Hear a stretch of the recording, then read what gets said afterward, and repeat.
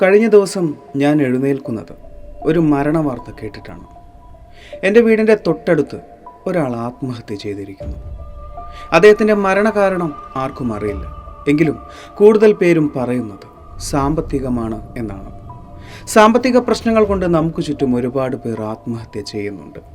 എത്രയൊക്കെ വാങ്ങണ്ട എന്ന് വിചാരിച്ചാലും കടം വാങ്ങി പോകുന്ന ചില ആളുകൾ. ഒരു ചെറിയ തുക കടം വാങ്ങിയാൽ അത് അടച്ചു തീർക്കാൻ വേണ്ടി അടുത്തൊരു കടം വാങ്ങേണ്ടി വരുന്നവർ. അവർക്ക് മുമ്പിലേക്ക് എളുപ്പത്തിൽ വായ്പകൾ വെച്ച് നീട്ടിയാൽ അവരെന്ത് ചെയ്യും? അതിൻ്റെ അപകടങ്ങൾ മനസ്സിലാക്കാതെ അവർ നേരെ എത്തിച്ചേരുന്നത് മരണത്തേക്കാൾ ഭീകരമായ ചിലതിൻ്റെ മുമ്പിലേക്കാണ്. കയറിപ്പോരും ചങ്ങായിമാരെ ബേപ്പൂർ സുൽത്താൻ്റെ ദുനിയാവിലേക്ക്.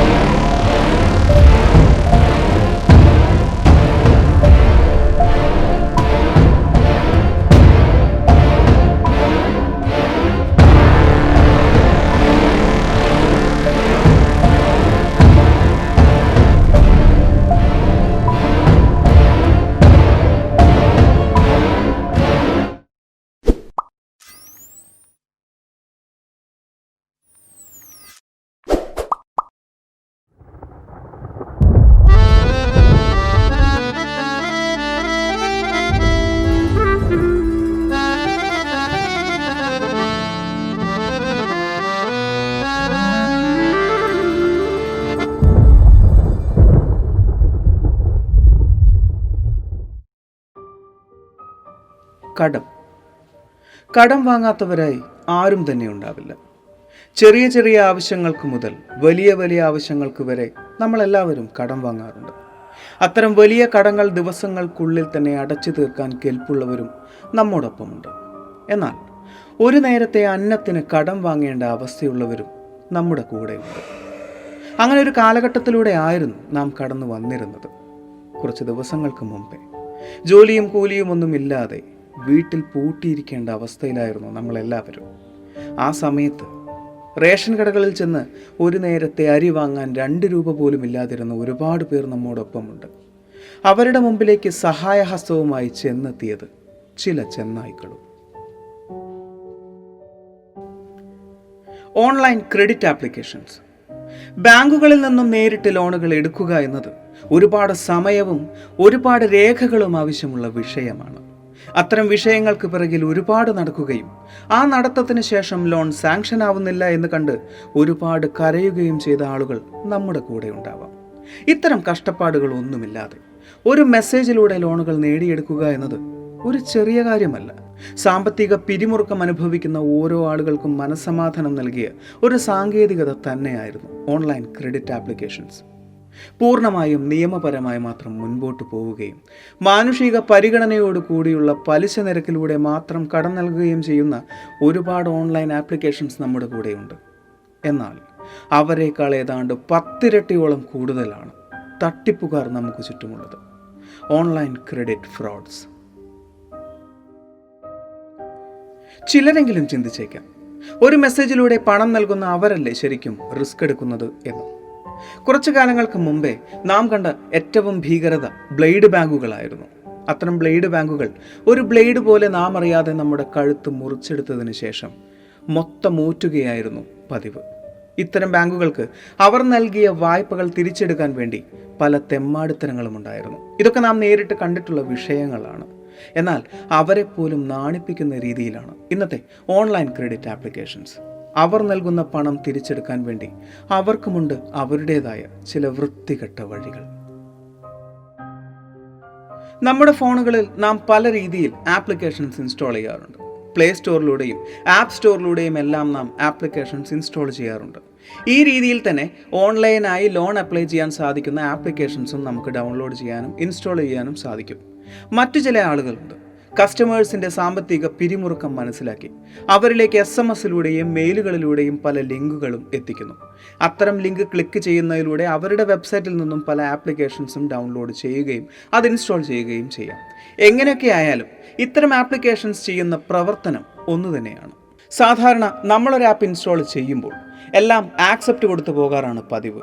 അതിപ്പോൾ ബാങ്ക് ഡീറ്റെയിൽസ് കൊടുക്കുന്ന ആപ്പ് ആയാലും നമുക്കെന്താണ്, നമുക്ക് അത്തരം ആപ്പുകളെല്ലാം നമ്മുടെ മാതാപിതാക്കളെക്കാൾ കൂടുതൽ വിശ്വാസമുള്ളതുപോലെ തന്നെ ഒന്നും വായിച്ചു പോലും നോക്കാതെ നാം ആക്സെപ്റ്റ് ചെയ്യും. ഒരു ചെറിയ ഗെയിം ഇൻസ്റ്റാൾ ചെയ്യുമ്പോൾ പോലും അത് ആക്സസ് ചെയ്യാൻ ചോദിക്കുന്ന നമ്മുടെ ക്യാമറയും നമ്മുടെ കോണ്ടാക്ട്സും നമ്മുടെ ഗാലറിക്കുമെല്ലാം നാം പെർമിഷൻ കൊടുക്കാറുണ്ട്. എന്തിനാണ് ഇത്തരം ആപ്ലിക്കേഷൻസിന് നമ്മുടെ കോണ്ടാക്ട്സും ഗാലറിയും ക്യാമറയും എല്ലാം? നാം അങ്ങനെ ചിന്തിക്കാറുണ്ടോ? അങ്ങനെ ചിന്തിക്കാതെ ചോദിക്കുന്ന എല്ലാത്തിനും പെർമിഷൻ കൊടുക്കുന്ന ആളുകളെ തേടി വരാൻ പോകുന്നത് മരണത്തേക്കാൾ ഭീകരമായ ചിലതാണ്. സാധാരണ മറ്റ് ആപ്ലിക്കേഷൻസ് പോലെ തന്നെ ഇൻസ്റ്റാൾ ചെയ്യുമ്പോൾ പലതരം കാര്യങ്ങൾ ആക്സസ് ചെയ്യാനുള്ള പെർമിഷൻസ് ഓൺലൈൻ ക്രെഡിറ്റ് ആപ്പുകളും ചോദിക്കും. ഇത്തരം പെർമിഷൻസ് നാം കൊടുത്തിട്ടില്ല എങ്കിൽ, പ്രത്യേകിച്ച് നമ്മുടെ കോണ്ടാക്ട്സിനെ ആക്സസ് ചെയ്യാനുള്ള പെർമിഷൻ നാം കൊടുത്തിട്ടില്ല എങ്കിൽ ആ ആപ്പിലൂടെ നമുക്ക് ഓൺലൈനായി ലോൺ അപ്ലൈ ചെയ്യാൻ സാധിക്കില്ല. പിന്നെ അങ്ങനെ ഒരു ആപ്ലിക്കേഷൻ കൊണ്ട് എന്താണ് നമുക്ക് ഗുണം? അതുകൊണ്ട് തന്നെ നാം എന്ത് ചെയ്യും? നാം അതിനുള്ള പെർമിഷൻസ് കൊടുക്കും. അവിടെ നാം മനസ്സിലാക്കേണ്ട ഒരു കാര്യം, അത്തരം ഒരു പെർമിഷനിലൂടെ ആക്സെപ്റ്റ് അല്ലെങ്കിൽ അഗ്രി എന്ന് പറയുന്ന ബട്ടണിലൂടെ നാം അവർക്ക് കൊടുക്കുന്നത് നമ്മുടെ കോണ്ടാക്ട്സിനെ ആക്സസ് ചെയ്യാനുള്ള പെർമിഷനാണ്. ആ പെർമിഷനിലൂടെ നമ്മുടെ മുഴുവൻ കോണ്ടാക്ട്സിനെയും അവർക്ക് ആക്സസ് ചെയ്യാൻ സാധിക്കുകയും ചെയ്യും. ചിലരെങ്കിലും ചിന്തിക്കുന്നുണ്ടാവും, അതുകൊണ്ട് അവർക്ക് എന്താണ് ഗുണം എന്ന്. ഇത്തരം ആപ്പുകൾ സാധാരണയായി നൽകുന്നത് പണം തിരിച്ചടയ്ക്കാൻ വേണ്ടി 6 ദിവസത്തോളമാണ്. തുടക്കത്തിൽ ചെറിയ എമൗണ്ടുകളാണ് ലോണായി ലഭിക്കുക. അത് തിരിച്ചടയ്ക്കാനായി 6 ദിവസത്തെ സമയവും. എന്നാൽ കൃത്യസമയത്ത് അത് തിരിച്ചടയ്ക്കാനായില്ല എങ്കിൽ നേരിടേണ്ടത് ഭീഷണികളെയാണ്. അവരുടെ ശിക്ഷാരീതിക്ക് ഇവിടെ പേര് ക്യാരക്ടർ അസാസിനേഷൻ എന്നാണ്. അവർ പറഞ്ഞ സമയത്തിൽ നിന്നും 10 മിനിറ്റ് വൈകിയാൽ അതുവരെ ബഹുമാനത്തോടുകൂടി സംസാരിച്ചിരുന്നവരുടെ ഭാവം മാറും, ഭാഷ മാറും. പിന്നീട് നാം കാണുന്നത് ഒരു പോസ്റ്റർ ആയിരിക്കും. നമ്മുടെ ഫോട്ടോയോടൊപ്പം പണം തട്ടിപ്പ് നടത്തിയവനെന്ന തലക്കെട്ടോടുകൂടിയുള്ള ഒരു പോസ്റ്റർ. ആ പോസ്റ്റർ ചെന്നെത്തുന്നത് നമ്മുടെ കോണ്ടാക്റ്റിലുള്ള പ്രിയപ്പെട്ടവരുടെ അടുത്തേക്ക്, നമ്മെ സ്നേഹിക്കുന്നവരുടെ അടുത്തേക്കായിരിക്കും. ഒന്ന് ആലോചിച്ച് നോക്കുക, ഇത് സംഭവിക്കുന്നത് വെറും 2000 രൂപയ്ക്കായിരിക്കും. ആത്മാഭിമാനത്തെ മരണത്തേക്കാൾ വലുതായി കാണുന്ന ഒരാൾ പിന്നീട് ഒരു നിമിഷമെങ്കിലും ജീവിച്ചിരിക്കുമോ? ഇതെല്ലാം വെറും കെട്ടുകഥയാണ് എന്ന് നിങ്ങൾക്ക് തോന്നുന്നുണ്ട് എങ്കിൽ നിങ്ങൾക്ക് തെറ്റി. കാരണം കേരളത്തിൽ മാത്രം കഴിഞ്ഞ കുറച്ച് ദിവസങ്ങൾക്കിടയിൽ ഏതാണ്ട് 10-ൽ കൂടുതൽ ആളുകളാണ് ഇതേ കാരണത്താൽ ആത്മഹത്യ ചെയ്തിരിക്കുന്നത്. അതിൽ കൂടുതൽ ആളുകൾ ആത്മഹത്യയുടെ വക്കിലാണ്. നമ്മുടെ ഭൂതഗണത്തിലും അങ്ങനെ ഒരാളുണ്ട്. ഒരാളല്ല, അങ്ങനെ ഒരുപാട് പേരുണ്ട്. അവരുടെ പ്രതീകമായി ആ ഒരാൾ നമ്മോട് സംസാരിക്കുന്നു. എനിക്ക് ക്യാഷിന് അത്യാവശ്യം ഉണ്ടായ സമയത്ത് ഒരു 3000 റുപ്പീസിനൊരു ലോൺ എടുത്തു. അതൊരു 1 വീക്ക് ടൈം ഉണ്ടായിരുന്നുള്ളൂ. 1 വീക്ക് ടൈം പറഞ്ഞാൽ 6 ഡേയ്സ്, ഓൾമോസ്റ്റ് 6 ഡേയ്സേ ടൈമുള്ളൂ. അതിനുള്ളിൽ നമ്മൾ 4800 റുപ്പീസോളം നമ്മളത് തിരിച്ചടയ്ക്കണം. അതും 10 o'clock എന്നുള്ളത് കഴിഞ്ഞ് കഴിഞ്ഞ് നമ്മൾ ആ ഡേ തന്നെ 3 o'clock അടയ്ക്കാമെന്ന് പറഞ്ഞാൽ അവർ സമ്മതിക്കില്ല. അവർ നമ്മളെ കൂടുതൽ ഇറിറ്റേറ്റ് ചെയ്തിട്ട് അത് വേഗം അടപ്പിക്കുകയാണ് ചെയ്യും. അപ്പോൾ നമ്മളത് ആ ഒരു പ്രശ്നം ഉള്ളത് കൊണ്ട് തിരിച്ചടക്കാൻ ക്യാഷ് റെഡിയാവുണ്ടാകുമ്പോൾ നമ്മൾ വേറെ അപ്ലിക്കേഷനിൽ ലോൺ എടുക്കുന്നു. അതുപോലെ ഈ പ്രോസസ്സ് അങ്ങനെ മുന്നോട്ട് പോയിക്കൊണ്ടേയിരിക്കും. നമുക്ക് ഒരിക്കലും അതിൽ നിന്നൊന്നും റിലീഫായിട്ട് വരാൻ പറ്റില്ല, റിലീഫ് കിട്ടില്ല അതിൽ നിന്ന്. അപ്പം അതുകൊണ്ട് അങ്ങനെ അടച്ച് ഓരോ വീക്കിലി എല്ലാ ദിവസവും നമുക്ക് ഓരോ ലോൺ ക്ലോസ് ചെയ്യേണ്ടതായിട്ട് വന്നിട്ട് അങ്ങനെ പുതിയ ലോണുകൾ എടുത്ത് ഓൾമോസ്റ്റ് അറൗണ്ട് 22 ആപ്സിൽ നിന്ന് ലോൺ എടുത്തിട്ട് ഏകദേശം ഒരു 1.5 ലാഖിന് അടുത്ത് ലോണായി. എന്നിട്ട് അത് തിരിച്ചടയ്ക്കാൻ എനിക്ക് വേറൊരു വലിയ ലോൺ എടുക്കേണ്ടി വന്നു. അത് ഓൾമോസ്റ്റ് അറൗണ്ട് 3 lakhs അടുത്താണ് ലോൺ എടുത്തിട്ട് ഒരുവിധമൊക്കെ ക്ലോസ് ചെയ്തത്. അത് ഇനിയും ഒരു 50,000 അടുത്ത് തിരിച്ചടയ്ക്കാനുണ്ട്. അപ്പോൾ നമ്മുടെ ഈ ക്യാഷിനുള്ള അർജൻസിനെ അവർ യൂട്ടിലൈസ് ചെയ്തിട്ടാണ് ഇങ്ങനെ നമ്മളെ വലിയ ചെറിയ എമൗണ്ട് തന്ന് യൂട്ടിലൈസ് ചെയ്തിട്ട് നമ്മളെ വലിയ എമൗണ്ടിലേക്ക് അവർ എത്തിച്ച് വലിയ കടക്കാരായി തീർക്കുകയാണ് ചെയ്യുന്നത്. ഒരു ചെറിയ ജോലിയുള്ള ഒരാൾ അദ്ദേഹം ഒരു വർഷം മുമ്പ് ഓൺലൈൻ ക്രെഡിറ്റ് ആപ്ലിക്കേഷനിൽ നിന്നും ഒരു 3000 രൂപ അത്യാവശ്യത്തിനായി കടം വാങ്ങി. ഇന്ന് അത് എത്തി നിൽക്കുന്നത് 3.5 ലക്ഷം രൂപയ്ക്ക് മുകളിലാണ് അദ്ദേഹത്തിൻ്റെ കടം. എങ്ങനെയാണത് സംഭവിക്കുന്നത്? 3000 രൂപ വാങ്ങി 6 ദിവസം കൊണ്ട് തിരിച്ചടയ്ക്കേണ്ട തുക 4800 രൂപയാണ്. നമുക്ക് ചുറ്റുമുള്ള ബ്ലേഡ് ബാങ്കുകൾ നമുക്കായി നൽകുന്ന ബ്ലേഡ് പലിശ നിരക്ക് പോലും ഒരു മാസത്തേക്ക് 20% താഴെയാണ്.